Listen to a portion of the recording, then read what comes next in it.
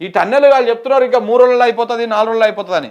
3-4 కాదు ఇంకా 10 రోజులైనా కానీ ఈ టన్నెల్ వ్యవహారం ఎటు కొలిక్కి రాదు.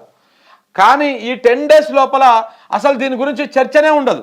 టన్నెల్ ఎస్ఎల్బిసి అనే చర్చనే ఉండకుండా చేస్తారు. చూడండి మీరు, ఈ మీడియాని అడ్డం పెట్టుకొని, ఈ కాంగ్రెస్ మీడియాని అడ్డం పెట్టుకొని ఎస్ఎల్బిసి అనేటువంటి చర్చనే లేకుండా చేస్తారు. అందులో ఉన్నోళ్ళు అందులోనే సమాధి అయిపోతారు. ఈ మొత్తానికే సినిమా అయిపోతుంది. అంతకు మించి ఇంకొకటి ఏమీ లేదు. ఎస్ఎల్బిసి పూర్తి కాదు, అది ఆ పని ముందుకోదు. ఈ అందులో ఉన్నటువంటి 8 మందిని బయటకు తీసుకురారు. ఇప్పటికి 5 రోజులు ఎవరైనా బతారా అండి? లోపల నీళ్లు లేకుండా, గాలి లేకుండా, తిండి లేకుండా, ఏదన్నా చనిపోయిన వాళ్ళ మీద ఏమాత్రం కూడా ఇంత మట్టుకు అదే తెలుగు రాష్ట్రాలకు సంబంధించిన వాళ్ళు, తెలంగాణ బిడ్డలో ఎవరైనా ఒకరైనా ఉంటే ఈ ప్రభుత్వం ఇప్పటికీ మామూలు ఉండకపోతుండే. సుక్కలు కనపడుతుండే వీళ్ళకి. పాపం వాళ్ళు నోరు లేని వాళ్ళు కాబట్టి, ఇతర రాష్ట్రాల నుంచి వచ్చిన వాళ్ళు కాబట్టి వాళ్ళు లోపల పడితే వాళ్ళ కుటుంబాలు బాధపడతాయి. కానీ వీళ్ళకేమైతుంది? వీళ్ళకేం కాదు. మంచిగా చేపల పులుసు తింటారు ఆడ కూర్చొని. ఇక మన ముఖ్యమంత్రి గారేమో ఢిల్లీలకు అక్కడిక్కడ తిరుగుతారు, ఇవన్నీ చేస్తారు. ఇది జరుగుతున్నటువంటి వ్యవహారం.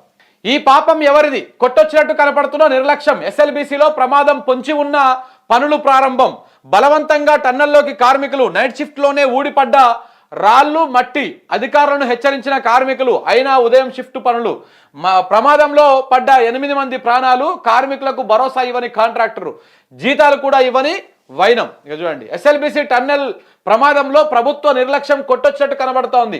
ఎటువంటి ముందస్తు జాగ్రత్తలు తీసుకోకుండా కార్మికుల హెచ్చరికలను పట్టించుకోకుండా పనులు చేపట్టారు. 8 మంది ప్రాణాలను అపాయంలోకి రేవంత్ సర్కార్ నెట్టేసింది. ప్రపంచంలోనే అత్యంత క్లిష్టమైన నిర్మాణాన్ని చేపడుతున్నప్పుడు కనీసం జాగ్రత్తలు తీసుకోవాలన్న ఆలోచన కూడా లేకుండా ఆదరాబాదరగా పనులు ప్రారంభించారన్న చర్చ జరుగుతోంది. ప్రభుత్వ నిర్లక్ష్యాన్ని నిర్మాణ రంగ నిపుణులు, పరిశీలకులు తీవ్ర స్థాయిలో తప్పుపడతా ఉన్నారు. ప్రమాదం జరిగి 6 రోజులైన సహాయక చర్యల్లో పూర్తిగా విఫలమైందన్న విమర్శలు కూడా వస్తూ ఉన్నాయి. పూర్తిగా కాదు, మొత్తానికే విఫలమైపోయారు వీళ్ళు. ఏదో మీడియాలో కనపడాలి కాబట్టి అట్లా పోతా ఉన్నారు. అలా ఏదో మీడియా కనపడ పోతున్నారు, ఎంతసేపు ఏదో మాట్లాడొస్తున్నారు తప్ప ఫెయిల్ అయిపోయారు. ఇక చూడండి, 6 రోజులైనా తట్టడి మట్టి తీయాలి. ప్రజాప్రతినిధులని చూడకుండా ఆపారు. సీఎం రాడు, డైరెక్షన్ ఇవ్వడు. మంత్రులు పొద్దుగాల వస్తున్నారు, సాయంత్రం పోతున్నారు. హెలికాప్టర్ వేసుకొని ప్రచారానికి పోయిండ్రు. కన్వేయర్ బెల్ట్ రిపేర్కు 6 రోజుల. ఉత్తమ్ కుమార్ రెడ్డివి పచ్చి అబద్ధాలు. మా హయాంలో 3,900 కోట్ల పనిచేశాం. కాంగ్రెస్ 10 ఏళ్లలో 3,300 కోట్లు మాత్రమే. మైకుల ముందు నోటుకొచ్చినట్టు మాట్లాడుతున్నారు. ఎస్ఎల్బిసి పరిశీలన అనంతరము మాజీ మంత్రి హరీష్ రావు ఇగో 2005లో ప్రారంభించారు. మన ఇంటర్వ్యూలో కూడా చెప్పిండు ఆయన, శ్యాంప్రసాద్ రెడ్డి గారు. ఈ ఎస్ఎల్బిసిని 2005లో ప్రారంభించారు. 2014 నాటికి వీళ్ళు మొత్తం ఖర్చు పెట్టింది ఎస్ఎల్బిసి మీద 3,300 కోట్లు. 2014 నుంచి 2023 దాకా ఇదే ఎస్ఎల్బిసి మీద బీఆర్ఎస్ సర్కార్ ఖర్చు పెట్టింది 3,900 కోట్లు. 900 కోట్లు. ఇప్పుడు వీళ్ళ హయాంలో 13 కిలోమీటర్ల మేర సొరంగం కొట్టిరు. దాంతోపాటు ఈ కరెంటు బిల్ ఏదైతే ఉందో, పవర్ బిల్లు ఏదైతే ఉన్నదో, ఈ పవర్ బిల్స్ కూడా ఆ కట్టలేని పరిస్థితుల్లో ఆ కంపెనీ ఉంటే ఆ బిల్లులు కూడా క్యాబినెట్లో పెట్టి ఇది మాఫీ చేసిరు. మాఫీ మీన్స్ అంటే ఉపశమనం కల్పించారు. ఈ బిల్లులు ఫైనల్ బిల్ ఉంటుంది కదా, వాళ్ళకి ఇచ్చే అమౌంట్లో ఆ అమౌంట్లో డిటెక్ట్ చేసుకున్నటువంటి విధంగా క్యాబినెట్ అప్రూవల్ కూడా ఇచ్చింది. ఇవన్నీ బీఆర్ఎస్ హయాంలో చేసిరు. దాంతోపాటు 3,900 కోట్ల రూపాయలు టన్నెల్ కోసం పనిచేసారు, ఖర్చు పెట్టారు. బీఆర్ఎస్ హయాంలోనే 13 కిలోమీటర్లు అయింది. ఇప్పుడు అటు ఇటు కలుపుకుంటే ఒకవైపు 13 కిలోమీటర్లు, ఇంకొక వైపు 14 కిలోమీటర్లు ఏమో తవ్వకాలు జరిగినాయి. మొత్తం 44 కిలోమీటర్లు కావాల్సి ఉంటే ఇప్పుడు ఇది జరిగింది. ఇంకా సగం టన్నెల్ ఉన్నది. టన్నెల్ లోపలికి పోతున్నా కొద్దీ ఊట పెరుగుతుంది. దాని రిస్క్, హోల్ కొట్టేటువంటి ఆ సొరంగాన్ని కొట్టేటువంటిది కూడా కొంత రిస్క్ ఎక్కువ ఉంటుంది. నీకు మధ్యలో నిన్న వారు చెప్తూ శ్యాంప్రసాద్ రెడ్డి గారు చెప్తున్నారు ఈ సొరంగం ఇట్లా ఇట్లా ఉంటుంది కదా ఇందులో ఇట్లా ఉంటే ఇది పోతున్నా కొద్దీ మధ్యలో ఇప్పుడు పైన ఇదంతా గుట్టలు పెద్ద పెద్ద రాళ్ళు గుట్టలు ఇవన్నీ ఉన్నాయి. సో దీంట్లో మధ్యలో ఒక దగ్గర ఇప్పుడు ఏదైతే శ్రీశైలం నుంచి ఇంటేక్ నుంచి ఏదైతే సొరంగం కొడుతూ ఉన్నారో పోతుంటే ఇక్కడ ఒక దగ్గర షియర్ జోన్ అనేది ఒకటి వచ్చింది.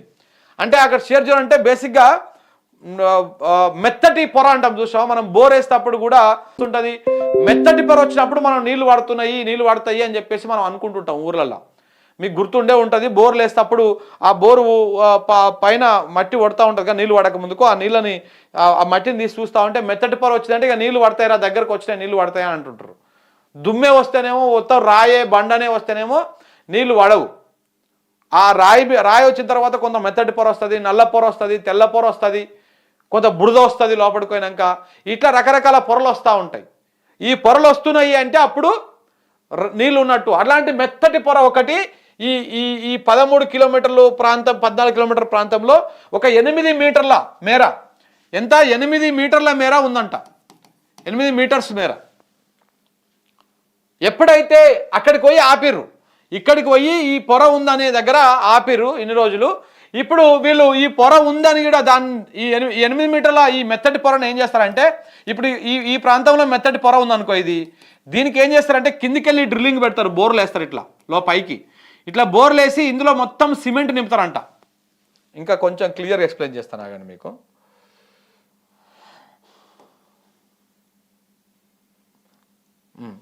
ఇప్పుడు ఇట్లా సొరంగం ఉంది, ఇదంతా రాయి గుట్ట అనుకోండి. ఇదంతా ఒక పెద్ద గుట్ట, దీని కింద సొరంగం కొడుతురు. అయితే ఈ బెల్ట్లో ఇంకో ఇది షియర్ జోన్ లెక్క ఉంది అనమాట. ఇది ఎంత ఉందంటే ఇదంతా గట్టి ఉంది, బలంగా రాయి ఉన్నది అంతా ఉన్నది కాబట్టి ఇక్కడ కూలదు. ఇక్కడ ఏంటంటే మెత్తటి పొర వచ్చింది. మెత్తటి పొర వచ్చింది, ఇది కూలేటువంటి ప్రమాదం ఉంటుంది. ఈ సొరంగం కొడుతుంటే మిషన్ ఈడ ఆగిపోయింది ఇన్ని రోజులు, ఈడ ఉన్నది మిషన్. ఈ మిషన్ ఈడ ఆగిపోయి ఇది మెత్తటి మెత్తటి పొర వచ్చింది. ఆడ 8 మీటర్ల మేర వచ్చింది. ఎంత వచ్చింది ఇది 8 మీటర్ల మేర 8 మీటర్స్ మేర పొర వచ్చింది. ఈ పొరకు ఏం చేస్తారంటే ఇది ఇట్లా వచ్చినప్పుడు మళ్ళీ టెక్నాలజీ మళ్ళీ దాన్ని మరి ఎట్లా ఈ 8 మీటర్లు తవ్వాలి. ఇక్కడ తవ్వితే ఇది పైనుంచి కింద పడేటువంటి అవకాశం ఉంది, నిలబడతలేదు. అప్పుడు ఏం చేస్తారంటే ఈ కొత్త టెక్నాలజీతో మళ్ళీ కిందికి వెళ్ళి ఇట్లా హోల్స్ పెట్టేసి లోపల నుంచి హోల్స్ పెట్టి ఇట్లా లోపలికి బోర్ లెక్క, అంటే మనం బేసిక్గా లోపలికి ఇట్లా వేస్తాం కదా బోరు, అడ్డం వేస్తాం ఇట్లా వేస్తాం కదా, అట్లా బోరు లెక్క వేసి ఇందులో సిమెంట్ నింపుతారంట ఫుల్గా. ఇక సిమెంట్ ఫుల్గా హోల్స్ పెట్టి 8 మీటర్ల మేర ఇట్లా సిమెంట్ నింపేస్తారు అన్నట్టు. మెత్తగా ఉన్న దగ్గర మొత్తం సిమెంట్ నింపేసి ఇది హోల్ కొట్టినా కానీ ఇది కింద పడకుండా కిందికి రాకుండా దీన్ని పైనే సిమెంట్ కొట్టి పెద్ద సిమెంటు హోల్స్ పెట్టి ఆ సిమెంట్ నింపేసి ఆ మట్టి కిందికి జారకుండా, ఎందుకంటే మెత్తటి పొర కదా, ఆ మట్టి కిందికి జారకుండా సిమెంట్తో దీన్ని కవర్ చేస్తారన్నమాట. ఇట్లా కవర్ చేస్తారు. దానికోసమే ఇన్ని రోజులు పొక్కలు పెట్టి సిమెంట్ నింపిరు అని చెప్తా ఉన్నారు. నింపిన తర్వాత మళ్ళా ఆ సర్వే చేసే వాళ్ళు, దానికి పోయి చూసేటువంటి నిపుణులు ఎక్స్పర్ట్స్ ఎవరుతున్నారో వాళ్ళందరూ పోయి చూసి అప్రూవల్ ఇచ్చినాకనే వీళ్ళు ముందుకు పోయిర్రు అని చెప్పేసి ప్రభుత్వం చెప్తా ఉన్నది. కానీ వీళ్ళు అసలు ఇది నింపిర్రా నింపలేదా, ఈ సిమెంట్ నింపలేదా, ఆ షియర్ జోన్లో ఏదైతే వచ్చిందో ఆ 8 మీటర్ల మేర ఉన్నటువంటి ఆ జోన్లో ఏదైతే వచ్చిందో దాంట్లో ఇది నింపలేరా అనేది మనకు తెలియదు ఇంకా ఇప్పటికీ. 8 మీటర్లు అంటే ఇప్పుడు ఒక 10-15 ఫీట్ల పొడవు అనుకోరాదు. అంత పొడుగు మెత్తటి పొర వచ్చినప్పుడు ఆ పొర వాళ్ళకి కింద పడకుండా దాంట్లో అది నింపాలి, మొత్తం సిమెంట్ అంతా నింపాలి పైకి పొక్కలు పెట్టి. అది నింపిరా నింపలేదా ఈ మనం కోమటిరెడ్డి వెంకటరెడ్డి 20 నెలల్లో పూర్తి చేస్తామని చెప్పే మీడియా ముందు, ఉత్తమ్ కుమార్ రెడ్డి జిల్లా మంత్రి అయ్యే, వీళ్ళిద్దరుండి కూడా అది పూర్తి కాకపోతే ఎట్లా అని చెప్పేసి హడావుడిగా లోపలికి కార్మికులని పొక్క కొట్టేదాన్ని పంపించిరా. ఇవన్నీ కూడా అనుమానాలు ఉన్నాయి. దీని మీద విచారణ చేయాలని చెప్పేసి అందుకే బీఆర్ఎస్ వాళ్ళు కానీ డిమాండ్ చేస్తూ ఉన్నారు.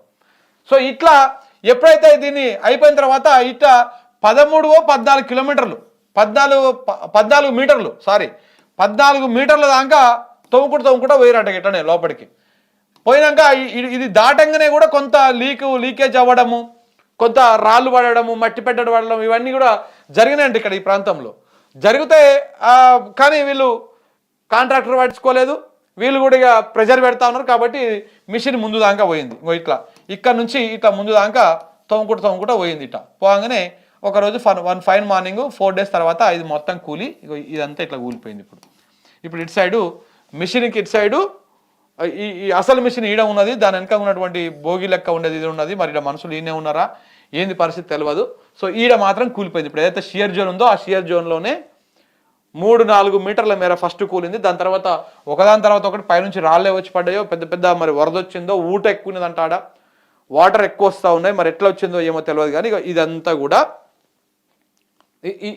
కూడా ఇది జరిగినటువంటి వ్యవహారం. మరిగా ఇప్పుడు ఇది కింద పడిన తర్వాత మరి తీయాలంటే ఇక్కడనేమో ఇంకా ఉత్తమ్ గారు ఏం చెప్పారు, ఇట్లా ఆక్సిజన్ పైప్ ఉంటుంది ఇడంగా, ఇట్లా ఆక్సిజన్ పోతుంది వాళ్ళకు అన్నారు. ఇవన్నీ కింద పడ్డాక ఆక్సిజన్ పడి ఈయనే బ్రేక్ అయిపోతుంది, ఇంకా పోయేటువంటి అవకాశం ఉండదు. కానీ పోతుంది అంటున్నారు.